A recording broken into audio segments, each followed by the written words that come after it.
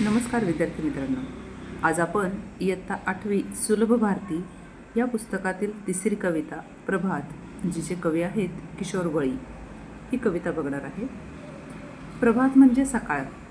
देशाचं भविष्य चांगलं करण्यासाठी तंत्रज्ञानाने तरुणांना नवीन संधी दिली आहे, अशी शिकवण ही कविता देते. म्हणून भविष्याची सकाळ या अर्थी प्रभात हे नाव या कवितेला दिलेलं आहे.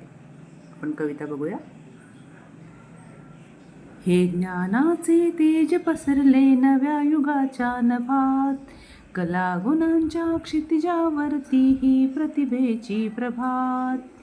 हे ज्ञानाचे तेज पसरले नव्या युगाच्या नभात, कला गुणांच्या क्षितिजावरती ही प्रतिभेची प्रभात. भव्य पटांगण बाग मनोहर, फुला पाखरांचे जग सुंदर. भव्य पटांगण बाग मनोहर, फुला पाखरांचे जग सुंदर. आपुलकीचा सुवास पसरे मना मनातून इथे निरंतर. आपुलकीचा सुवास पसरे मना मनातून इथे निरंतर. गुरुजनांची अमूल्य शिकवण या स्पर्धेच्या युगात, कला गुणांच्या क्षितिजावरती ही प्रतिभेची प्रभात. पायाभरणी अस्तित्वाची प्रयोगशाळा व्यक्तित्वाची. पायाभरणी अस्तित्वाची प्रयोगशाळा व्यक्तित्वाची. तन सुदृढ मन विशाल होई इथे रुजणूक त्या तत्वांची. तन सुदृढ मन विशाल होई इथे रुजवणूक त्या तत्वांची. विचारधारा तीच वाहते नसा नसात रगारगात, कला गुणांच्या क्षितिजावरती ही प्रतिभेची प्रभात. नवीन स्वप्ने नवीन आशा ही प्रगतीची नवपरिभाषा. नवीन स्वप्ने नवीन आशा ही प्रगतीची नवपरिभाषा. परिश्रमाने अभ्यासाने उन्नत बनवू आपल्या देशा. परिश्रमाने अभ्यासाने उन्नत बनवू आपल्या देशा. मिटवून सारे भेद चला रे मानवतेच्या युगात, कला गुणांच्या क्षितिजावरती ही प्रतिभेची प्रभात. हे ज्ञानाचे तेज पसरले नव्या युगाच्या नभात, कला गुणांच्या क्षितिजावरती ही प्रतिभेची प्रभात. आहे ना सुंदर कविता मुलांनो? तर प्रभात म्हणजे सकाळ. तंत्रज्ञानाच्या नवीन युगाच्या आकाशात ज्ञानाचा विद्येचा प्रकाश पसरला आहे. कलागुणांच्या क्षितिजावर ही नवनिर्मितीची सकाळ उगवली आहे. तुम्हाला नवीन नवीन स्वप्न ही सकाळ दाखवणार आहे. भव्य प्रांगणासारखी ही आपली विशाल मातृभूमी आहे. आपली भारतभूमी जी आहे हिला या ठिकाणी भव्य पटांगण असं म्हटलेलं आहे. जणू ही सुंदर बाग फुलली आहे. फुले व पाखरे यासारख्या माणसांचे हे सुंदर जग आहे. म्हणजे इथे तुम्ही, आम्ही, जगातली सर्व माणसे जी आहेत ही माणसे फुला पाखरांसारखे आहे.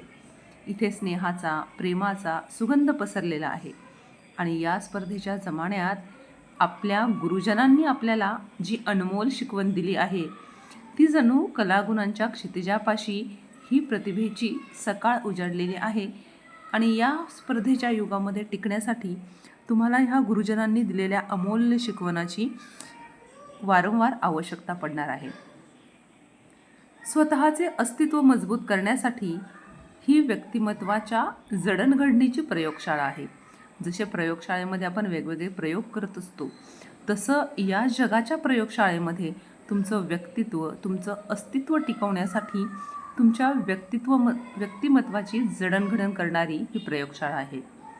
इथे शरीर निरोगी व आरोग्यदायी होते आणि मन विशाल होते. थोर मूल्यांची, थोर तत्त्वज्ञानाची इथं रोपण होते.